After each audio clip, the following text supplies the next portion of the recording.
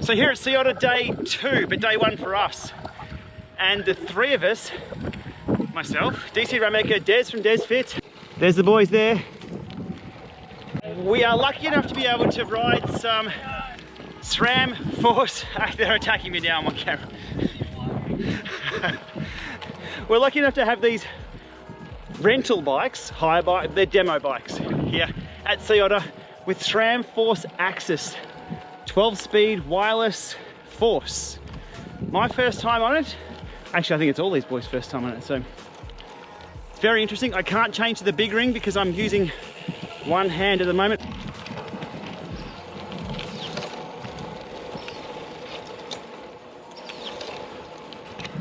Okay, so it takes 2 hands to change to the big ring.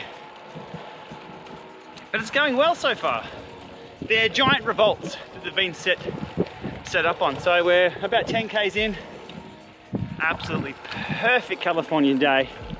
And we're having a ton of fun with all our friends. There's people back there somewhere. It's all good, we're here early.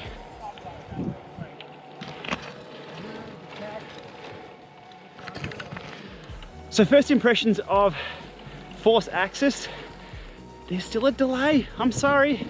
I am very used to the Di2 snappity snap of the gear change. It's not too bad, but it's still there. I need to check out Red AXS to see if it still occurs on that, because that's one of the things they said they fixed. Small delay in gear change. But I am coming from one system to another, so that's just a comparison. And this is another downhill.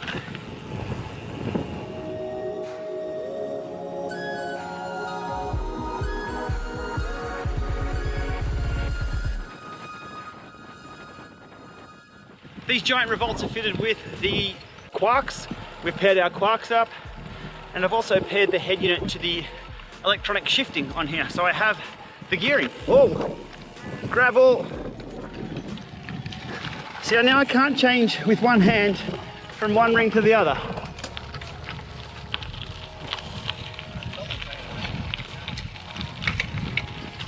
Okay, I'm back. It takes a little bit more effort to change, because I need 2 hands to that.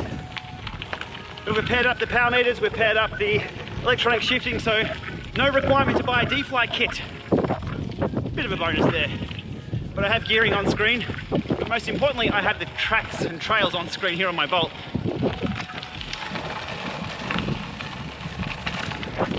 Because at some point we need to find our way back and return these bikes.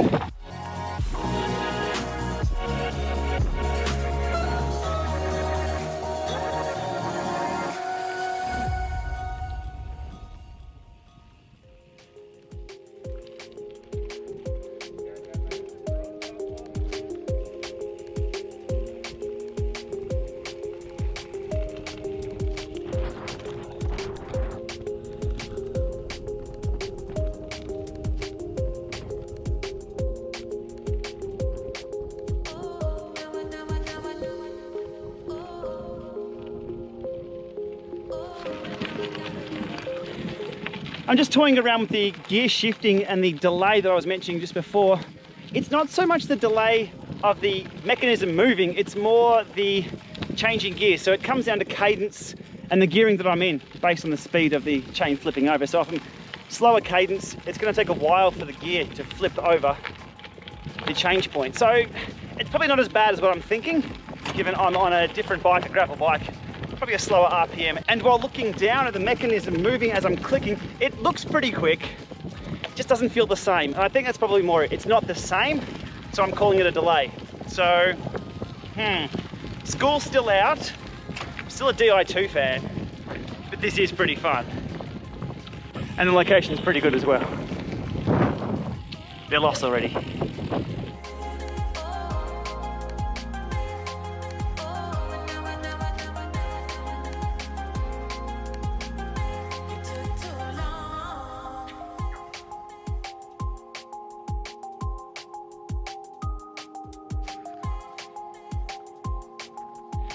Okay, coming to the end of about 25 Ks out here on the trails, we switched my grip set over to full sequential rather than compensating, which is S1. It's not too bad, Probably wouldn't go full sequential out here on any trails. It just gets a bit too confusing trying to jump between rings. However, compensating, which was the S1 equivalent, would have been pretty cool. We didn't have time to switch over to that, but that's been pretty good.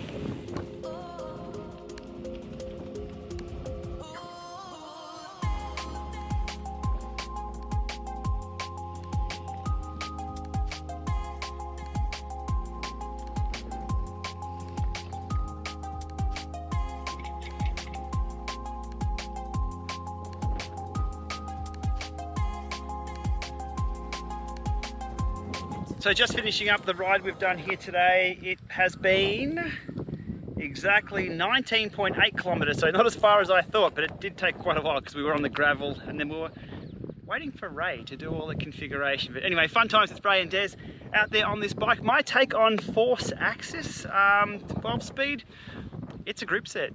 It worked okay. That, as I've discussed, the small delays with the gear change is different to Di2, whether it's any better or any worse, that's up to the rider, I guess, but that's all neither here nor there. It does work fine.